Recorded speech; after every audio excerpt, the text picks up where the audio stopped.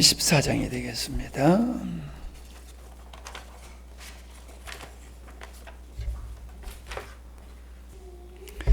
7절부터 24절까지 보겠습니다. 교독하십니다. 청함을 받은 사람들이 상자 택함을 보시고 저희에게 비유로 말씀하여 가라사대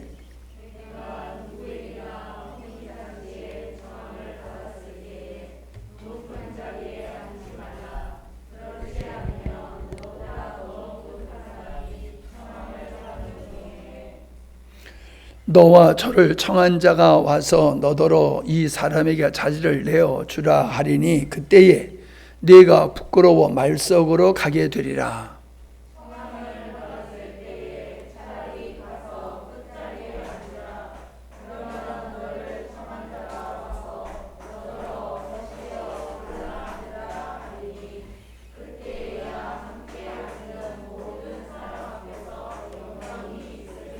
무릇 자기를 높이는 자는 낮아지고 자기를 낮추는 자는 높아지리라.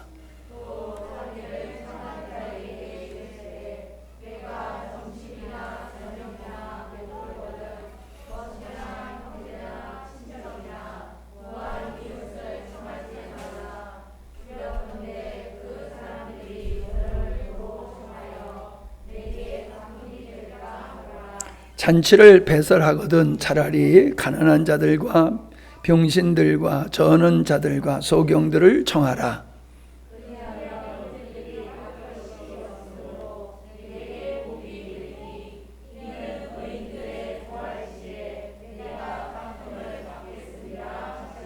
함께 먹는 사람 중에 하나가 이 말을 듣고 이르되 무릇 하나님의 나라에서 떡을 먹는 자는 복되도다 하니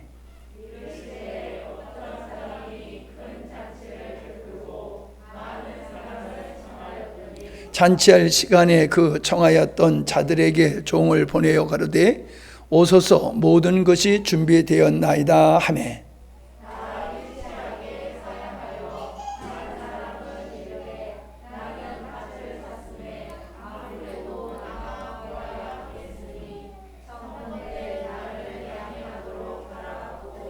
또 하나는 가로되 나는 소 5겨리를 샀음에 시험하러 가니 청컨대 나를 용서하도록 가라 하고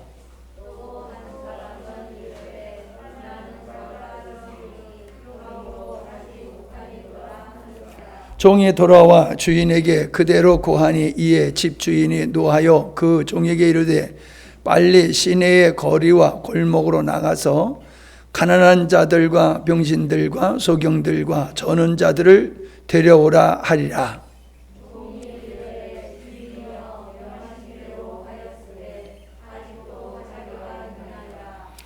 주인이 종에게 이르되 길과 산을가로 나가서 사람을 강권하여 데려다가 내 집을 채우라. 내가 너희에게 말하노니 전에 청하였던 그 사람은 하나도 내 잔치를 맛보지 못하리라 하였다 하시니라. 아멘.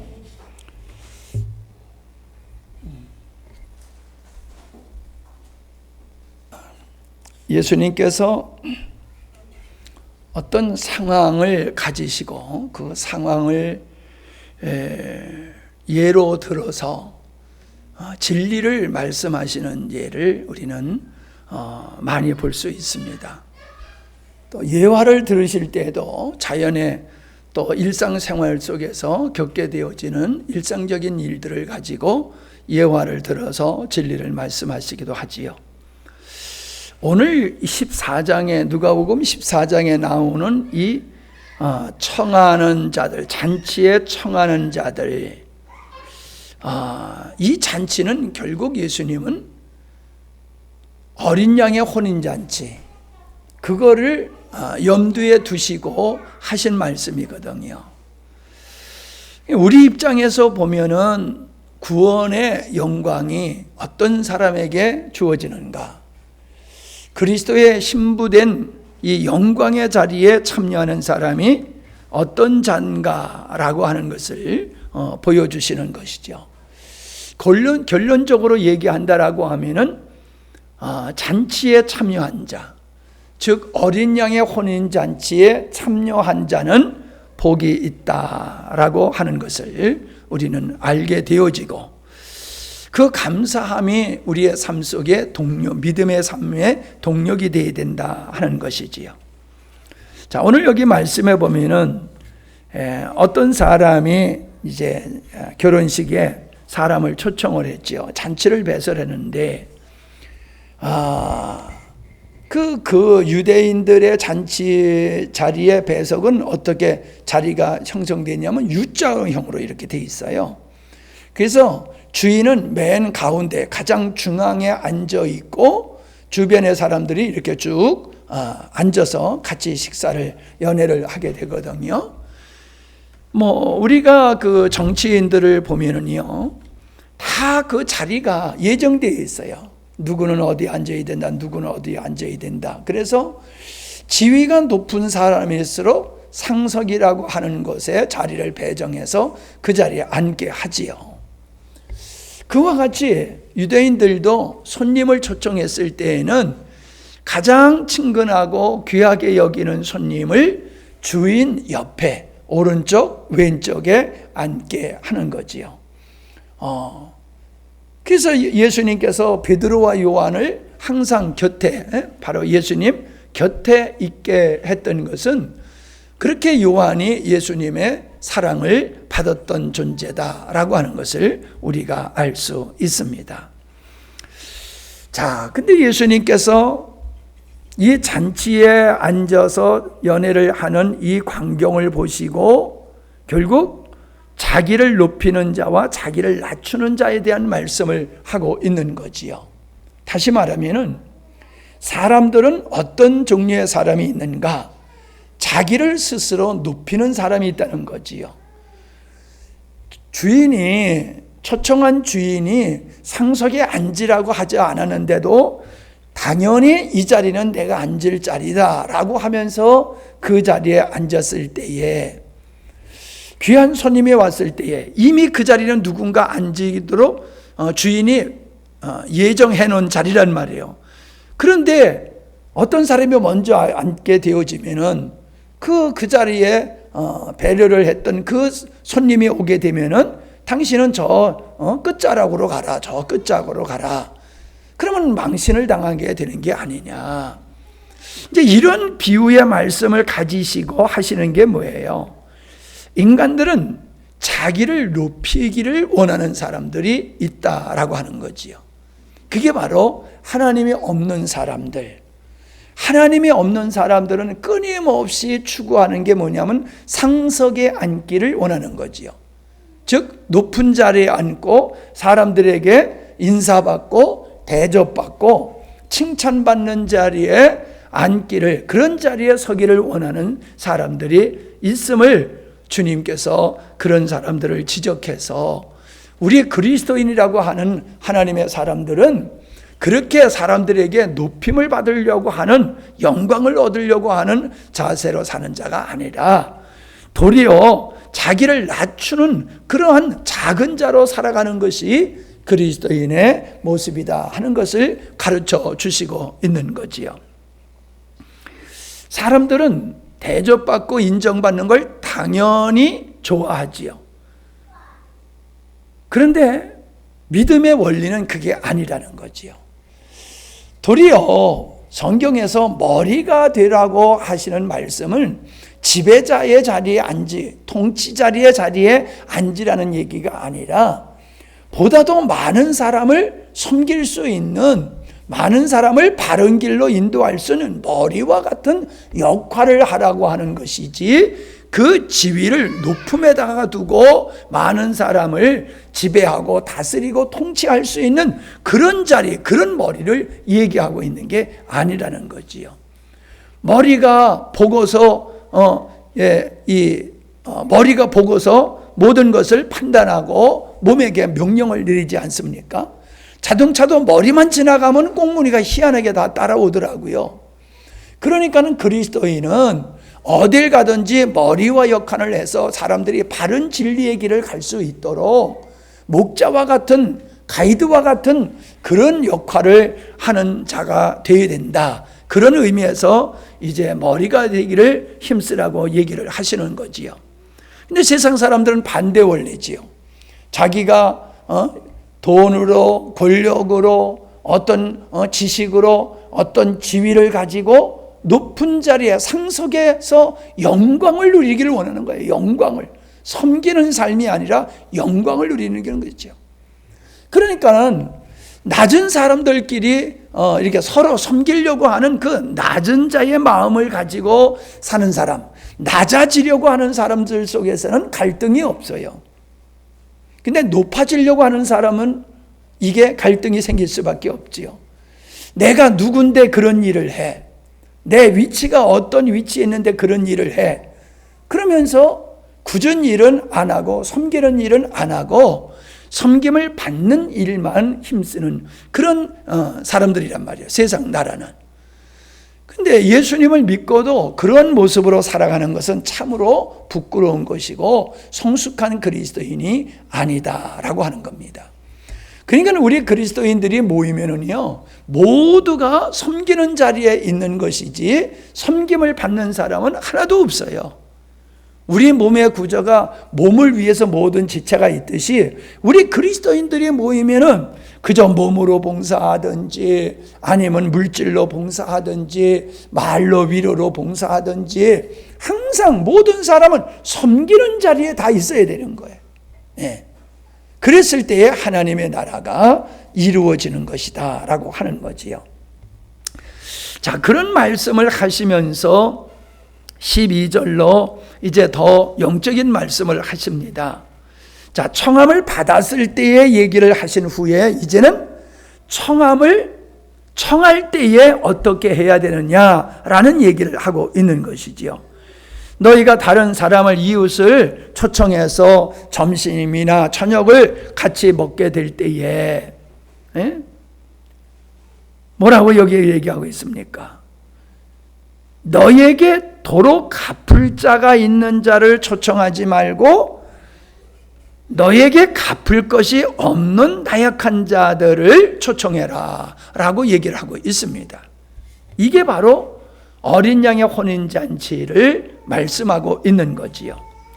자, 우리 13절에 보면은 잔치를 배설하거든 차라리 가난한 자, 병약한 자, 저는 자, 소경들을 청하라 라고 얘기를 하고 있습니다. 그런데 21절에 보면은 왕이 잔치에 사람들을 초청했지만은 초청받은 사람을 오지 아니하고 길거리에서 골목에서 많은 사람을 초청하게 되는데 똑같은 얘기를 하고 있어요. 여기도 보면 가난한 자, 병약한 자, 소경을 저는 자, 이런 사람을 데려오라라고 말씀하고 있어요. 근데 예수님이 이 땅에 오셔서 많은 병든 자를 고치셨지요. 약한 자들을 치료해 주셨지요. 그것은 예수님이 치료자라고 하는 뜻이 아니라 구원자라는 뜻이죠. 구원자. 근데 자꾸 그 초점을 치료에다가 두다 보니까 교회가 마치 병원과 같이 치료하는 은사로 교회는 치료하는 어떤 질병들을 치료하는 역할을 하는 것이 교회의 주된 사역으로 오해하는 분들이 있어요. 그래서 그런 병을 고치는 은사를 입으려고 힘쓰고 그런 병 고치는 사람을 위주로 교회가 세워지는 그런 경우를 보게 되는데, 그런 경우는, 그런 교회를 보면은 그 모임이 거룩하지를 못해요. 성숙하지를 못해요. 그러니까 예수님께서 이사야 말씀을 빌려서 하신 것과 같이 또 저기 세례 요한의 제자들이 와서 물었을 때에 너희들이 보고 들은 것을 얘기하라라고 하면서 이런 기사와 표적이 나타나지 않느냐, 그 치유에 대한 얘기를 하셨단 말이에요. 그것은 문둥병자가 죄인을 상징하듯이 예수님이 치료하시는 사역은 이 가난한 사람, 영적으로 정말로 하나님의 은혜가 필요한 이런 영적인 가난한 자, 병약한 자, 손 마르고 절뚝발이고 이런 사람들은 죄인을 뜻하는 거예요. 죄인. 건강의 은혜를 입어야 되는 것과 같이 이런 병약한 자들이, 모든 사람은 이렇게 병약한 자와 같은 죄인이라는 것이지요. 이러한 죄인을 우리 주님은 구원하러 오셨다라고 하는 것입니다. 그냥 갚을 것이 있는 사람은 부자잖아요.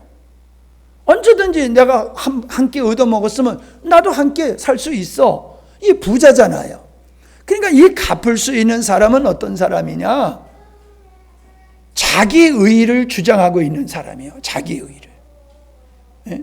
자기 의의를 주장하는 사람은 여기에 15절서부터 얘기한 청함을 받았지만은 오지 않는 사람과 같은 부류의 사람인 것을 보게 되지요. 그러니까 하나님 앞에서 떳떳한 사람이야. 얻어 먹었으니 나는 갚을 것이 없어. 그러니 얼마나 미안하고, 나 밥을 한 개 더 사줄 수가 없으니까 얼마나 미안하냐 말이야. 갚을 것이 없는 사람은, 밥을 사줄 수 있는 능력이 없는 사람은, 얻어먹기만 하니까 얼마나 미안하냐 말이에요. 그러니까 얻어먹기만 한 것이 그게 미안하지만은 그게 은혜라는 거예요. 인간은 자기가 하나님 앞에 구원받은 후에 보답할 것이 있다라고 생각하는 사람은 주님의 나라에 필요치 않는 사람이지요. 그저 나는 얻어먹을 수밖에 없고 얻어먹는 것으로 나는 끝입니다. 보답할 길이 없습니다. 그러면서 자기를 겸손하고 자기의 연약함을 인식하고 자기의 죄됨을 인식하고 그저 나는 그냥 하나님의 은혜와 긍휼로만 나는 구원받을 수 있습니다. 그래서 온전히 그냥 자격 없는 나를 초청해서 잔치를 참여하게 하신 것과 같이 내가 그리스도의 신부로서 부름을 받은 자체가 나는 귀하고 감사합니다. 이렇게 말할 수밖에 없는 사람. 바로 가난한 자들, 병든 자들은 그런 사람을 일컫는 것이라는 거예요. 그러니까 우리가 어떤 사람입니까? 하나님 앞에서 갚을 것이 있는 그런 능력 있는 우리가 아니잖아요. 갚을 것이 없는 우리를 혼인잔치에 초청해서 그 잔치에 참여케 하는 것과 같이 그렇게 자격 없는 우리를 그리스도의 신부로서 우리를 초청하여 우리로 하여금 영광의 자리에 이르게 한 것, 이것이 하나님의 은혜다. 우리는 이런 하나님의 은혜를 입은 자다. 갚을 것이 없는 자로서 은혜를 입은 자다. 이걸 우리들이 깨달아야 된다는 거지요.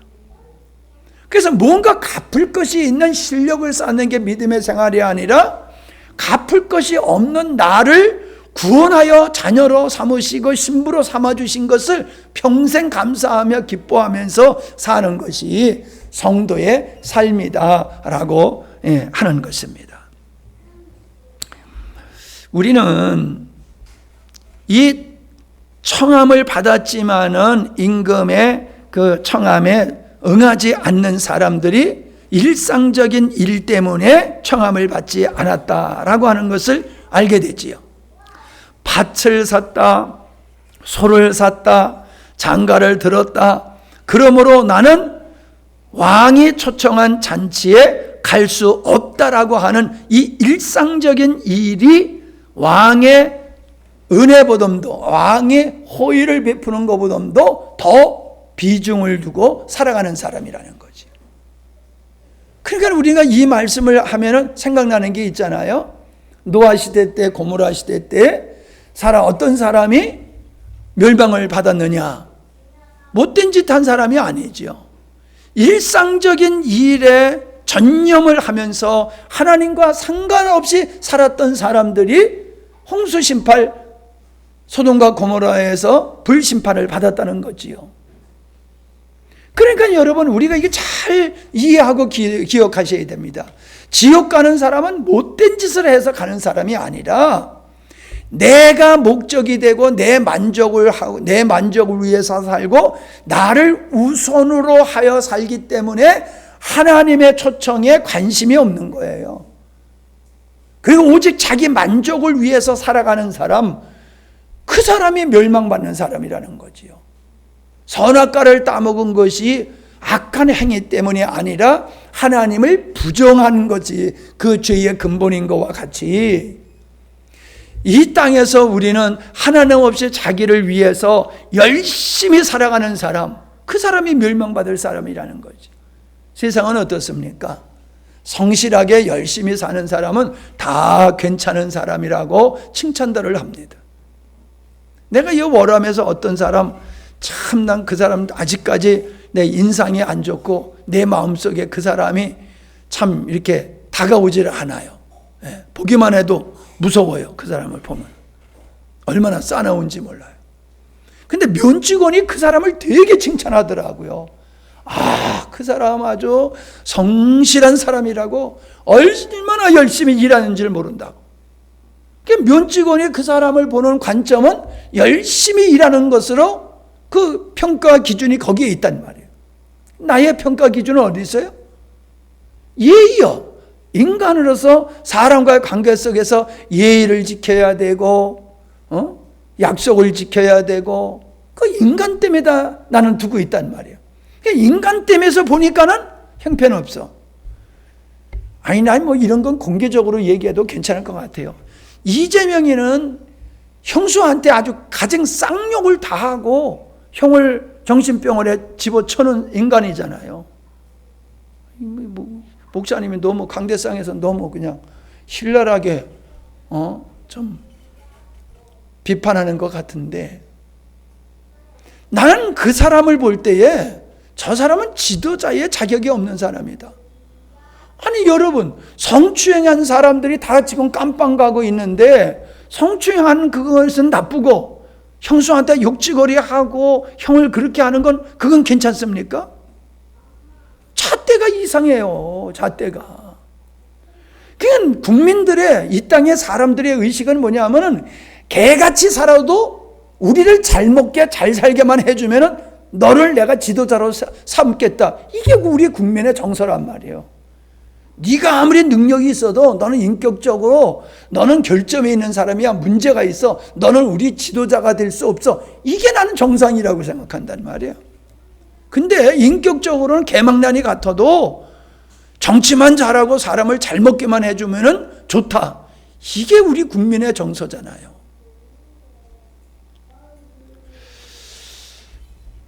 이 우파의 사람들이 뭐 잘못되면 아주 그거를 갖다가 그냥 씹어가지고 사람을 매장시키면서 자기들이 하는 짓은 얼마나, 드루킹 사건이 있잖아요. 드루킹 사건. 다 증거가 나가지고 깜빵에 가게 되면서도 억울하다고 그러잖아요. 그만합시다. 괜히 또 그 얘기를 했네. 자, 그러니까 우리가 이걸 잘 알아야 될 게 뭐냐면은, 우리는 자꾸 나쁜 사람 하면은 못된 짓 한 사람 나쁜 사람. 근데 성경적으로 나쁜 사람은, 못된 짓 한 사람은 나쁘지만은 자기 일을 하나님보다도 우선하고 그 일 때문에 하나님을 잊어버리고 망각하고 부정하고 살아가는 거, 그게 악한 사람이라는 거예요. 그게 가장 큰 죄라는 거예요. 그것 때문에 멸망받는 거라는 거지요. 여기서는 이렇게 말씀하고 있지만은 마태복음에 가면은 이 사건을 달리 표현하고 있음을 보게 되어집니다. 이들은 돌아보지도 않고 자기 밭으로 하나는 상업차로 그 남은 자들은 종들을 잡아 능력하게고 죽였다. 이렇게 표현하고 있습니다.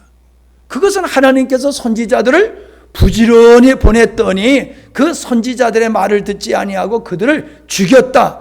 이거를 놓고 얘기한 것이거든요. 그러니까 선지자를 보냈다는 것은 초청한 거란 말이에요.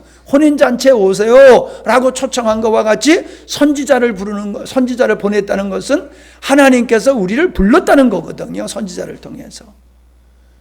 근데 안 들은 정도가 아니라 적대적인 행위를 했다는 거지요. 주인이 보낸 종을 죽였다고 하는 것은 주인, 임금을, 그 종을 보낸 주인을 대적하는 행위잖아요. 그러니까 인간이 하나님을 믿지 아니하고 세상 것에 탐하고 살아가는 일상생활에 충실하는 것이 실상은 하나님과 적대적인 마음, 죄의 성향은 하나님 앞에 적대적인 거거든요. 그런 모습을 적나라하게 보여주고 있기 때문에 그들을 어떻게 했습니까? 결박하여 군대를 보내서 멸하고, 임금이 그 사원들에게 말하되 그 수족을 결박하여 바깥 어두운 데 내어 던지라. 거기에 슬피 울며 이를 감히 있으리라. 그게 뭡니까? 영원한 멸망을 받는 걸 얘기하고 있는 거잖아요. 그러니까 예수님을 믿지 않는 자체가 그냥 우리가 믿을 수 있고 믿을 수도 있고 믿지 않을 수도 있는 선택권이 우리에게 있는 게 아니라, 우리에게 주어진 선택권은 하나님의 말씀을 순종하는 데 필요한 것이지, 우리가 하나님을 믿어도 되고 안 믿어도 되는 선택권이 우리에게 주어진 건 아니라는 거예요. 그래서 그 믿지 않는 이 초청받지 않는 사람들이 결국은 이렇게 하나님을 대적하는 사람들이다라고 하는 것을 보게 되어지지요. 자, 그런데 이 혼인잔치 14장에는 없습니다만 마태복음 22장에는 혼인잔치의 주임금이 손님들을 보러 들어갔는데 예복을 입지 않는 사람이 있었다는 거지요. 그 당시에 유대인들의 풍습은 손님이 올 때에 주인이 예복을 준비해서 예복을 입고 잔치에 참여하게 하는 게 통상적인 예라고 그래요. 그런데 보니까는 주인이 준 예복을 입지 않고 있는 사람이 있었단 말이에요. 그러니까 너 왜 예복을 입지 않았어? 그러니까 유구무원이 할 말이 없어. 그게 뭡니까? 예복이라고 하는 것은 우리가 요한계시록에 가보면은 세마포라고 하는 것으로 우리가 알 수 있잖아요. 세마포. 근데 그 세마포를 가리켜 가지고 성도들의 옳은 행실이다, 그렇게 말씀하고 있어요. 성도들의 옳은 행실이 세마포다. 그러니까 세마포는 예수 그리스도의 보혈로서 죄 씻음을 받은 걸 첫 번째로 얘기하는 것이고, 두 번째는 성도들의 옳은 행실이라 그랬는데, 그 옳은 행실이 도덕과 윤리적인 걸 가리키는 게 아니라는 거예요. 요한복음 6장 28절에 보면 하나님이 보내신 이를 믿는 것이 하나님의 일이다. 하나님이 보내신 예수 그리스도를 믿는 것이, 그게 하나님의 성도의 옳은 행실이라는 거예요. 나아가서 착한 일을 하는 게 그게 옳은 행실이 아니라 예수님을 믿는 그 자체가 하나님의 일이다라고 하는 거지요. 그러니까 혼인잔치, 어린 양의 혼인잔치는 누가 들어갈 수 있느냐? 믿는 사람. 믿는 사람. 하나님이 보내신 예수 그리스도를 믿는 사람이 죄사함을 받아서 흰 세마포 옷을 입고, 성도들의 옳은 행실인 세마포 옷을 입고 어린 양 예수 그리스도의 혼인잔치에 참여하게 되는 것이다 라고 하는 것을 여기서 보여주고 있음을 보게 되어집니다. 사도 바울은 자기 자신을 가리켜서 만삭되지 못한 자로 태어난 자와 같다라고 얘기를 한 후에 그가 마지막으로 자기를 가리켜서 나는 죄인 중에 죄수다, 이런 고백을 했어요. 죄인 중에 괴수다라고 하는 것은 자기를 가장 낮추는 표현이라는 거지요. 예? 죄인은 고개를 못 들잖아요. 근데 죄인 중에서도 최고의 죄인이라는 거지요. 그만큼 자신은 하나님 앞에서 갚을 것이 없는, 자랑할 것이 없는 그런 나약한 존재다. 이러한 나를 구원하시고 이런 나를 이방인의 사도로 만드셨다라고 하면서 사도 바울은 구원의 은혜를 기뻐하는 것을 보게 되어집니다. 우리는 누가복음 12장에 보면은 그 참새에 대한 이야기가 나옵니다. 4절부터 보면은 참새 5마리가 한 앗사려온 둘에 팔리는 것이 아니냐. 예. 그러니까 참새 5마리가 아사레온 둘에 팔리니까 우리 말로 그냥 쉽게 얘기하면 이원에 팔렸다는 거죠. 이원. 예. 그러니까 1원에 참새 2마리야. 1원에 참새 2마리. 그러니까 2원이니까는 참새 4마리에다가 덤으로 하나 더 줘가지고 5마리를 주는 거예요. 그러니까 아주 하찮은 걸 얘기하는 거지요. 하찮은 거. 그런 하찮은 걸 얘기하시면서 주님께서 뭐라고 말씀하냐면은 이러한 새들도 하나님이 다 알고 계시는데 너희 머리털까지 세신 바 되신 하나님께서 너희들을 참새보다도 귀하게 여기지 않느냐. 하나님이 우리를 참새와 같이 보잘것없는 가난하고 병들고 눈멀고 절뚝발이인 그들과 같은 우리를 귀하게 여기셔서 자녀로 삼으시고 신부로 삼아주신 것이 얼마나 큰 은혜냐라고 하는 것을 말씀해 주고 있는 것이에요. 근데 이 일을 뭐라고 얘기하고 있습니까? 길거리에 가서 강권하여 사람들을 데려다 내 집을 채우라고 그랬단 말이에요. 하나님이 우리를 구원하시고 우리에게 은혜를 베풀어 주시는 것이 강권해서라는 거예요. 강권해서. 그만큼 하나님은 우리를 사랑하시고 우리를 사랑하시는 사랑이 끊기지 아니하고 영원할 것임을 우리에게 보여주고 있는 것이지요. 그러니까 오늘 날씨도 덥고 많이 힘드실 텐데 이런 위로의 말씀을 드리는 거예요. 우리가 이 세상에서 더위에 고생하고 살지만은 우리가 얼마나 하나님 앞에 감사한 조건이냐, 얼마나 은혜를 입고 있는 존재냐, 우리가 이렇게 하나님의 귀한 관심과 사랑을 받는 존재다. 이걸 여러분에게 말씀드리므로 더위를 이기시라고 그 감사함으로 더위를 이기라고 오늘 이 말씀을 드렸습니다. 여러분 힘들고 어렵지만은 조금 지나가면요 금방 찬바람이 또 설렁설렁 불어와요. 근데요 더운 게 낫지. 이웃나라 중국하고 일본을 보세요. 물폭탄을 맞아가지고 세상에 난리 그런 난리가 어디 있습니까? 저 미국은 땡볕에 아주 고생이지요. 유럽 쪽은 비가 오지요. 중동에는 또 뭐 우박이 오기도 하고 눈이 오기도 하고 폭우가 오기도 하고 지금 세상이요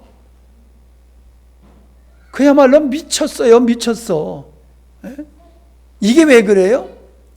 인간들이 그저 먹고 쓰고 그래가지고 오염이 돼가지고 지금 이런 이변이 자꾸 이렇게 생기는 거잖아요.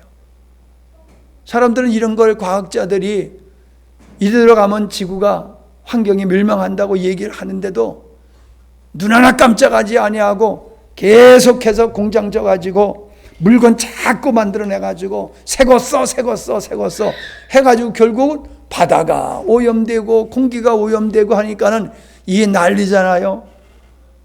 이 중국이 지금 이 식량 문제 때문에 보통 심각한 문제가 아니에요. 그게 지금 드러나고 있죠. 북한에서는 쌀 수입하면은 중국에서 수입하다 쓰는데 중국 사람들도 먹을 게 모자라니까 이제 북한한테 줄 쌀도 없어. 생난리예요 지금. 생난리. 근데 우리는 지금 좀 더워서 그렇지 뭐 견딜만 하잖아요. 더워서 그렇지. 얼마나 감사합니까?